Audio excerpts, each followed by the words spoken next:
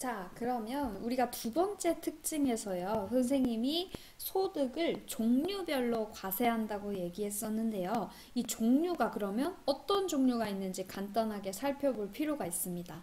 선생님이 이렇게 칸을 만들어 봤는데요. 칸을 선생님이 크게 이렇게 세 가지로 나눴고, 여기에 이제 8가지를 배치하겠습니다. 자, 첫 번째로는요, 어떤 소득이 있냐면, 아까 선생님이 지금 계속 예를 든 것처럼, 회사에서 일을 했어요. 그럼 우리가 월급을 받겠죠. 그러면은 그 일을 해서 번 돈을 우리가 근로소득이라고 얘기합니다. 소득은 잠깐 생략하고 크게 종류만 적을게요. 자, 근로소득은 하나의 종류가 됩니다. 그래서 우리가 종업원으로 있을 때, 그 회사의 직원으로 있을 때 돈을 받는 거를 근로소득이라고 하나 얘기하고요. 두 번째로는 여러분들 들어보셨는지 모르겠네요. 연금소득이 있습니다. 혹시 선생님은 이제 공무원이니까, 교육 공무원이니까 공무원 연금을 받는다 이런 얘기를 많이 하거든요.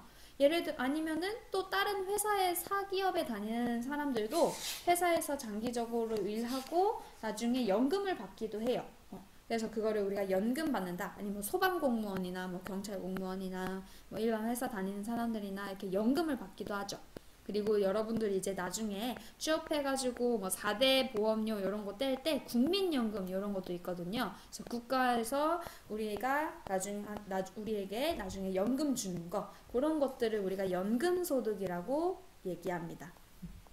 자, 그리고요, 이제 내가 지금부터 얘기하지 않은 것들, 예를 들어서 일을 하면서 받은 거, 연금으로 받은 거, 아까 우리 이자랑 금융소득에 해당되는 이자랑 배당소득 이런 거 있었죠? 그런 거에 해당되지 않는 것들을 우리가 기타소득이라고 얘기해요. 예를 들어서 복권을 하거나 아니면은 원고료를 써가지고 돈을 받거나 이런 것들, 이런 소득들을 우리가 기타소득으로 칭하고 있습니다.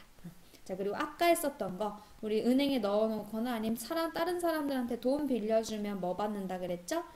네, 이자 받는다 그랬죠? 그래서 그것도 이자 소득이라고 하나 얘기하고요.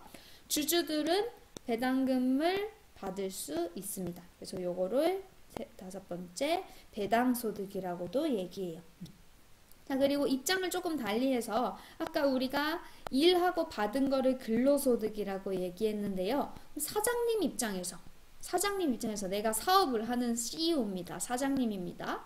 그러면은 지금 종업원들에게 월급도 주고 나머지는 내가 가지는 거죠. 그거를 우리가 뭐하라 그럴까요? 사업소득이라고 얘기합니다. 그래서 입장이 다르다고 생각하면 될 것 같으네요. 그래서 이렇게 6가지를 묶어서 하나의 소득이라고 얘기합니다. 그 6가지를 우리가 무슨 소득이라고 얘기하냐면요. 잘 보세요. 근로소득, 연금소득, 기타소득, 이자, 배당, 사업소득을 선생님이 앞으로 종합과세한다 이렇게 얘기할 거예요. 그래서 종합과세라고 얘기하는 거는 요 6가지 소득을 합산해서 과세하는 거를 우리가 종합과세 방법이라고 얘기합니다. 자, 요 6가지는 꼭 기억을 해주셔야 됩니다. 자, 요 6가지는 어떻게 종합적으로 묶어서 과세한다라고 기억해 주시면 되겠습니다. 오케이? 자, 그리고 이제 7번째 뭐가 있냐면요. 여러분들 혹시 퇴직소득이라고 한번 들어보셨어요? 퇴직한다. 즉, 일을 그만한다라는 거죠. 자, 이것도 공적인 것도 있고 사적인 회사에서도 다 이루어질 수 있는데 예를 들어서 여러분들 지금 아르바이트 하고 있는 학생들도 있다고 알고 있는데요. 아르바이트를 하거나 나중에 취업을 했을 때 우리가 근로계약서를 씁니다. 그럼 근로계약서에 내가 만약에 오늘부터 12달 동안 12개월 동안 근무를 하겠다라고 작성을 하는데요. 그럼 이 12개월 근무를 다 채우고 나중에 개인적인 사정으로 퇴직을 하게 되면 퇴직금을 받을 수가 있습니다. 그거를 우리가 퇴직소득이라고 얘기하는 거죠. 오케이? 자, 그리고 마지막 소득은 양도소득 이렇게 얘기합니다.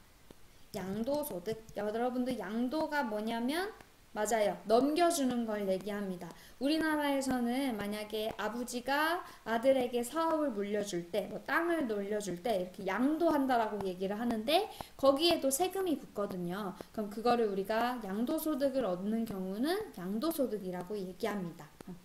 자, 그래서 이렇게 앞으로 우리가 배워볼 소득은 크게 8가지로 나누어져 있고요. 아까 했던 것처럼 이렇게 이 6가지는 종합적으로 묶어서 뭐라고 얘기하냐면 종합과세라고 얘기하고, 이제 퇴직소득과 양도소득을 분류해서 과세하고 있습니다. 자, 선생님 방금 뭐라 그랬죠? 이 종합소득과 퇴직소득과 양도소득을 어떻게 한다? 분류한다. 분류한다. 그래서 여기서 좀 중요한 개념이 분류과세한다. 이렇게 정리할 수 있습니다.